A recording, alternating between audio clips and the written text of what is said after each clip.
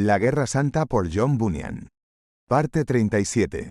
Llegó el domingo, y fueron a escuchar a su predicador subordinado. Pero, ¿de qué manera tronaba y relampagueaba aquel día? Tomó su texto del profeta Jonás. Los que siguen vanidades ilusorias, abandonan su misericordia. Pero en aquel sermón se manifestó entonces tal poder y autoridad, y se veía tal desmayo en los semblantes aquel día, que pocas veces se había visto u oído cosa semejante. Cuando hubo terminado el sermón, los oyentes apenas si pudieron volver a sus casas, ni dedicarse a la semana siguiente a sus ocupaciones, se sentían tan abrumados por el sermón y tan dolidos a causa de él por el golpe que les había deparado, que no sabían qué hacer.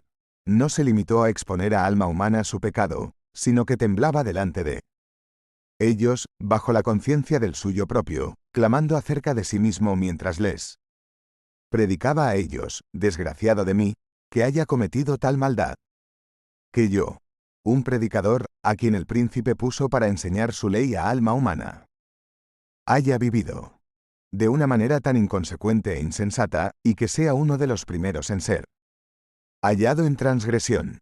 Y esta transgresión caía dentro de mi responsabilidad. Yo hubiera debido clamar contra esta maldad, pero dejé que alma humana se revolquéis en ella hasta hacer alejar a Emanuel de sus límites. Con estas palabras acusó también a todos los nobles y caballeros de alma humana, hasta casi hacerles perder el juicio. Para este entonces, la ciudad de alma humana cayó también presa de una grave enfermedad, y la mayor parte de sus habitantes quedaron sumamente afectados. También los capitanes y los hombres de guerra quedaron reducidos por la misma a una gran debilidad, y ello durante mucho tiempo, por lo que, en caso de invasión, no se podría haber hecho nada para defenderse, ni por parte de los ciudadanos ni de los oficiales de campo. Cuántos semblantes pálidos, cuántas manos débiles, rodillas temblorosas y hombres vacilantes que se veían ahora por las calles de alma humana. Aquí se oían gemidos, allí suspiros, y más allá se veía a los que estaban a punto de desmayarse. También los vestidos que Emanuel les había dado estaban en mal estado, algunos rotos, otros desgarrados, y todos en mala condición. Algunos los llevaban tan flojos que podían desprenderse solo con tocar un matojo. Después de un tiempo transcurrido en esta triste y desolada condición, el predicador subordinado llamó a un día de ayuno y de humillación por haber sido tan malvados contra el gran Sadai y su hijo. También pidió al capitán Boanerges que predicara.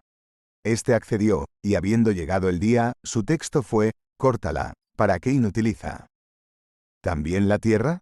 Y pronunció un acerado sermón acerca de este tema.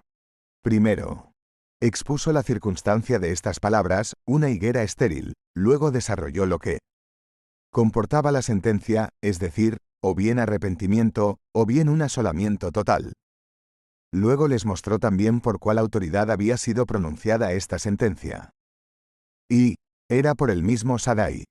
Y, por fin, expuso las razones de ello, y con ello concluyó el sermón. Pero fue muy detallado en su aplicación, de forma que hizo temblar a alma humana. Porque este sermón, lo mismo que el anterior, pesó mucho en los corazones de los hombres de alma humana, ayudó en mucho a mantener despiertos a los que se habían despertado ante la predicación anterior. Así que ahora poco o nada se oía o veía por toda la ciudad sino duelo, luto y lamentación. Luego, después del sermón, se reunieron todos y consultaron acerca del mejor modo de proceder. Pero no voy a hacer nada por mi cuenta, dijo el predicador subordinado, sin consultar con mi vecino el senior temor de Dios. Porque si él comprendió antes que nosotros más de la mente de nuestro príncipe, no creo que sea menos ahora, cuando estamos volviendo de nuevo a la virtud. Así que enviaron a llamar al senior temor de Dios, que acudió de inmediato. Luego le pidieron que les abundase en su opinión acerca de cómo sería mejor proceder. Entonces, el anciano caballero les dijo lo siguiente: es mi parecer que esta ciudad de alma humana, en este día de su aflicción, escriba y envíe una humilde petición a su ofendido príncipe Emanuel, para que él, en su favor y gracia, vuelva de nuevo a vosotros, y no mantenga para siempre su enojo. Oído el consejo, los ciudadanos lo aceptaron por unanimidad, entonces redactaron su petición. Entonces la siguiente cuestión a resolver fue, ¿quién la llevará? Por fin, acordaron enviarla por mano de milord alcalde. Este aceptó este servicio y emprendió su viaje, fue y llegó a la corte de Sadai, a donde se había ido Emanuel el príncipe de Alma Humana. Pero la puerta estaba cerrada y con una fuerte guardia, por esta causa, el peticionario se vio obligado a esperar largo tiempo de pie. Luego solicitó que alguien acudiera a ver al príncipe y le dijera quién estaba a la puerta y cuál era su recado. Así que uno fue y dijo a Sadai y a Emanuel su hijo que el lord alcalde de la ciudad de Alma Humana estaba a la puerta de la corte del rey, pidiendo ser admitido a la presencia del príncipe, el hijo del rey. También transmitió el recado del lord alcalde, tanto al rey como a su hijo Emanuel. Pero el príncipe no estaba dispuesto a acudir ni a admitir que se le abriera la puerta, sino que le envió una respuesta en estos términos: porque me volvieron la espalda, y no el rostro, y en el tiempo de su calamidad dicen, levántate, y líbranos. Que se vayan ahora al señor seguridad carnal, a quien fueron cuando se apartaron de mí. Y que en su aflicción hagan de él su guía, su señor y su protección. ¿Por qué vienen a visitarme a mí en sus angustias? Por cuanto en su prosperidad se extraviaron. La respuesta hizo empalidecer al lord alcalde hasta que su rostro se tornó como de ceniza. Se quedó turbado, perplejo, y lo hirió en lo más hondo. Ahora comenzó a ver de nuevo cuáles eran las consecuencias de tanta familiaridad con los diabolianos. Como lo había sido el señor seguridad carnal. Cuando vio que por ahora no se podía esperar mucha ayuda de la corte, tanto para él como para sus amigos en Alma Humana.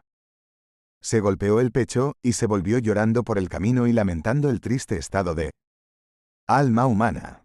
Bien, habiendo llegado a la vista de la ciudad, los ancianos y los principales de los ciudadanos de Alma Humana salieron a la puerta a recibirle y a saludarle, y a conocer cómo habían ido las cosas en la corte. Pero les contó su relato de una manera tan llena de congoja que todos ellos levantaron la voz. Se dolieron y lloraron. Por ello, se echaron cenizas sobre la cabeza, y se vistieron de saco, y fueron clamando por la ciudad de Alma Humana, y al ver esto el resto de la población, todos se enlutaron y lloraron. Este fue, así, un día de reproche, de apuro y de angustia para la ciudad de Alma Humana, y, también de gran aflicción. Pasado un cierto tiempo, y habiéndose serenado un tanto, se reunieron de nuevo para consultar qué debían hacer, y pidieron consejo, como antes, a aquel honorable señor temor de Dios, que les dijo que no había mejor manera que hacer lo que habían hecho. Y que no debían desanimarse por el trato que se les había dispensado en la corte, incluso aunque varias de sus peticiones no tuvieran otra respuesta que el silencio y el reproche. Porque de esta manera actúa el sabio Sadai, dijo él, para hacer esperar a los hombres y ejercitar la paciencia, y esta debería ser la actitud de ellos en su necesidad. Estar dispuestos a esperar a su tiempo. Entonces cobraron ánimo. Y siguieron enviando sus mensajes, insistentemente, una y otra vez, porque no transcurría un día, ni una hora, en que no se encontrara alguien por el camino con un correo montado, soplando el cuerno de parte de Alma Humana. Ante la corte del rey Sadai, y todos ellos con cartas de petición en favor de Alma Humana y pidiendo el regreso del príncipe a la ciudad. La carretera, digo, estaba llena de mensajeros, yendo y volviendo, y encontrándose unos a otros, algunos regresando de la corte, otros saliendo de Alma Humana, y esta fue la actividad de la miserable ciudad de Alma Humana durante aquel largo, crudo, frío y tedioso invierno.